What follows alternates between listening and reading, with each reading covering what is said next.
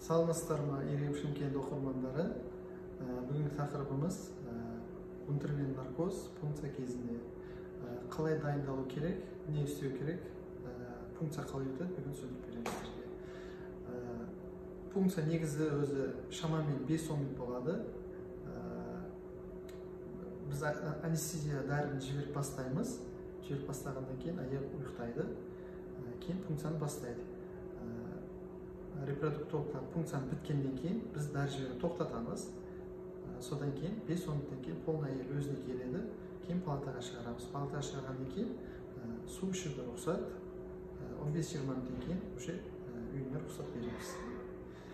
Пункция кезінде оянып кетеміз, пункциядан оянбай қаламыз деген нәрселерден қорықпаңыздар. Сіздерге полный қарап тұруды біз қарап тұрамыз, содан уайымдамаңыздар. Рахмет.